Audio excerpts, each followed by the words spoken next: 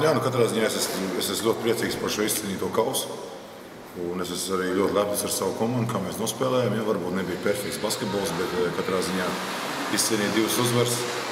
BBL kausā izcīnījām uzvaru pirmā spēlē pret Ventspili, ļoti grūtu spēli, un pēc tam nākošā dienā tas ir šodien pret Tartu Roku. Es domāju, ka priekš mums tas ir ļoti liels panākums, ne tikai priekš, teiksim, kā klubu, bet arī priekš pilsētas un priekš pašiem čaļiem. Tā kā es esmu ļoti priecīgs par šo kausu. Kā vispār apsprot fināla spēli, kā viņa bija neatcerēta? Varbūt nebija tāds smags basketbols, protams, fināla spēle. Visi domā par to, lai uzvarētu šo spēli, nevis lai viņi skaisti izskatītos. Ja, tas arī bija tas galvenais mērķis - uzvarēt šo spēli. Un šī gadījumā, ja mēs viņu esam uzvarējuši, tad gandrīz nav liels būtības, kā mēs to uzvaru izcīnījām. Pretinieks ļoti uz apakšu centās spēlēt, ļoti izteikti gaidījāt to? Jā, protams, viņiem lielais lietuviešu spēlētājs ļoti labi spēlēs ir pēdējās spēles, jau groza apakšu. Mēs domājam, ka tā arī būs, ka viņi spēlēs uz apakšu, ko viņi arī darīja iepriekšējā spēlē vakardien, ko viņi spēlēja pret Šauļiem. Un arī pēc tam viņi aizvadīja turnīru Rakurē, ja nekļūdos, jā, kur arī spēlēja tieši uz groza apakšu. Tā kā bija zināmas problēmas mums ar to, bet nebija tik liels.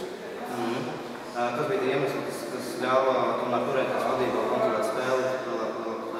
Es domāju, ka pēdējās spēlēs mēs, kuras esam spēlējuši, mēs visi esam pierādījuši to, ka mēs varam kontrolēt spēles gaitu. Un, principā nekrītam tādās ļoti lielās bedrēs iekšā, ja, kā varbūt dažkārt bija pagājušo gadu. Tā kā es domāju, tas arī ir saistīts ar to, ka mēs spējam noturēties uz kājām arī tādos kritiskos brīžos. Un, kad mums tā spēle aiziet no rokas, ja, tad viss ir kārtībā un mēs izvirzamies vadībā, lai spējam noturēt šo punktu pārsvaru.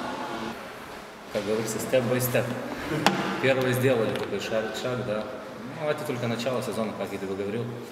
Мы очень рано начали, очень большую работу сделали. И вот эта работа дала свой, что дала? Результат. Результат, да. И я очень рад за команду. Какая была игра? Можешь сказать, какая игра была? Финал? Да. Сами видели, что усталые были и Тарту, и мы были усталые, но у нас чуть-чуть побольше энергии было. Это тоже, наверное, не так себе, просто работаем на тренировках. И, некрасивая игра была, да, но самое главное, что мы выиграли. На финале редко бывает красиво. Да, все равно все уже, Лепове написали это в истории.